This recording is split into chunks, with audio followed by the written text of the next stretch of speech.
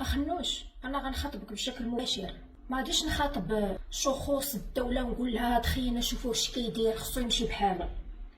على ما يبدو الدوله ما عندها ما دير امام انعدام البديل. ما بقاو لا اسلاميين لا المغاربه مامنين بشي يسار لا شي مرجعيه تغري الناس، وبالتالي في وسط من هذا الفراغ كاين بزنس بحالك شاري السوق.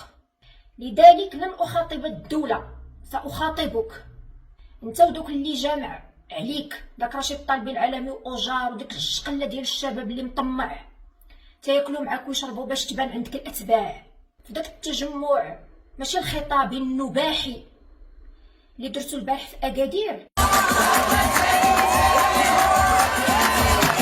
وانتوما كتشطحوا وكتفرنسوا على انغام طوطو اللي تيهبط سروالو وكيهضر على الحشيش. يلا سيدي كاس من الفنان ديالنا رايح. مع احترامي للجميع ولجميع التوجهات والمراهقين داكشي اللي كيعجب المراهقين، ولكن حنا كبالغين راشدين من المفروض خصنا نوريوهم التربيه الحسنه، ماشي نوافقوهم على داكشي اللي كيديروا باش ماشي كلشي يهبط سروالو ويكمي الحشيش. وانتوما كتفرمسوا وكتشطحوا على طوطو، كان خصك تحشم على عراضك. وحنا في واحد الازمه فظيعه تتفضح المغرب، ازمه صامته اللي الدوله اضطرت انها تحرك اسطول امني تجاه سبته باش تمنع المراهقين اللي بسياستك الفاشله يحرقوا. اسطول امني حركته الدوله في الحدود ديال المغرب لمنع الناس تهرب من المغرب. الى هاد الشي ما جاكمش مصيبه فضيحه، وحنا كندعيو القدره على تنظيم مونديال والناس كيهربوا من المغرب اللي استي بسياساتك الفاشله، سياسه التصدق على المفقرين والمقطعين من الكريديات اللي كتاخذ من صندوق النقد. ويخرج رشيد الطالبي العالمي اليوم مخلص حتى الضريبه على داك مصنع النسيج اللي كان كيخدم فيه الناس في الليل.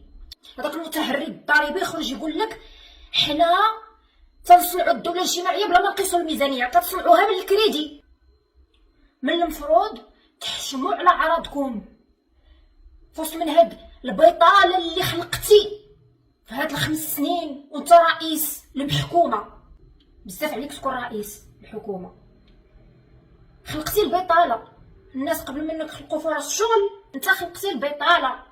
انت لي بيزنس كيشدوا في كازا وكيديروا فايت، وفي وسط من البطاله اللي خلقتي والاسعار اللي ارتفعات وما عرفتيش تجابي السوق ديالك، الناس باغيين يحرقوا من المغرب ويهربوا وانت كتشطح.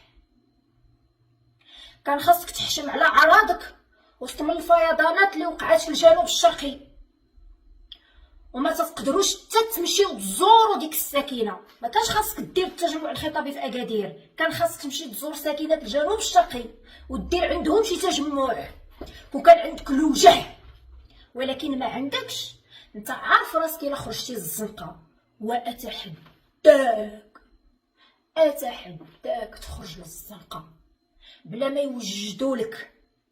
تخرج تمشي في الاسواق، تاكل مع الناس وتمشي في الاسواق وتسول الناس كي كيجيكم اخنوش. انا عاد دابا جايه من واحد الصالون دو كوافور ضربتها بتحميمه بصحتي وراحتي اللي انت قاطع الحمامات على عباد الله وما عرف فين وصل مشروع تحليه المياه اللي سرقتي الصفقه ديالو من كاع الشركات. وكيشكيو عليا البنات بان الحمام مقطوع كيتحل غير السبت والحد وما عنده باش يشريو ادوات لوليداتهم هما اللي كيصرفوا على العائله، وكيسبوا فيك وكيدعيو عليك شي دعاوي لا سمعتيهم عمرك تعاود تورينا وجهك. الناس كيدعيو عليك، اتحداك تخرج للزنقه وتسول الناس وتقول لهم كي كيجيكم اخنوج. الناس كيدعيو عليك، المغاربه كيدعيو عليك. انا ما كنفهمش كيفاش كيصربح في الانتخابات الجزئيه حتى حد ما كيشارك، وديك الحفنه اللي كتصوت انت شاريها. ما عندك مشروع، ما هو مشروعك السياسي؟ انتوما حزب ماذا؟ انتوما حزب رجال الاعمال التكنوقراط؟ ما هو مشروعكم الاجتماعي؟ كتامنوا بالحريات الفرديه؟ كتدعم وهبي في هذوك القرارات اللي باغي يدوز؟ اولا انت محافظ اسلامي؟ اولا كتسنى حتى الملك يخرج ويحمل على عاتقه وكاهله القرارات اللي قدر الشعب يغضب عليه كله على دوك القرارات اللي ياخذ، عاد تدخل تثمن مضامير الخطاب. انت ما تقدرش تاخذ شي موقف. ما هو موقفك من حقوق المرأة ومن مدونة الأسرة؟ ما هو سياستك الاقتصادية في البلاد من غير مشروع الدولة الاجتماعية الذي أقره الملك؟ واش انت النيو ليبرال؟ انت بغيتي نكون بحال السياسة الأمريكية اللي الناس كيستثمروا وكتحيد عليهم الطاكس بالحق باش تخلق فرص شغل؟ ما درتيهاش، انت خلقتي البطالة. واش انت مع مشروع الدوله الاجتماعيه بحال انغيلا ميركل والراسماليه الاجتماعيه اللي من حقك تستثمر وتربح الفلوس، ولكن بما ان الدوله موفره لك الامان والاستقرار الاقتصادي فين تستثمر كطاكسك على الثروه ديالك باش تقدر تكفل بالفئات اللي ما كتقدرش تانتيغرا في لو سيستيم كابيتاليست. يعني انت تقدر تفرض على راسك الضريبه على الثروه ديالك؟ الا انت حيدتي مشروع قانون معاقبه الاستثراء غير مشروع، انت تحيد حتى المراقبه واش ثروتك مشروع ولا ماشي مشروع، فما بالك تاكسيها. اذا انت ما نيو ليبرال، ما كتامن بالراسماليه الاجتماعيه، فمن انت بزناس جاي تشفر المغاربه وتاخذهم كاع الصفقات ديالهم؟ من انت؟ ما هو مشروعك السياسي؟ ما هو مشروعك الاقتصادي؟ ما هو مشروعك الاجتماعي؟ وتخرج الدار مع بن كيران وتاخذ 12 سنين اللور للشعبويه؟ ايوا شابات تيعرف داكشي احسن منك. اذا نردو غير شاباط يضرب مع بن كيران، عيينا من داكشي وسالينا منه كلهم مشاو بحالهم.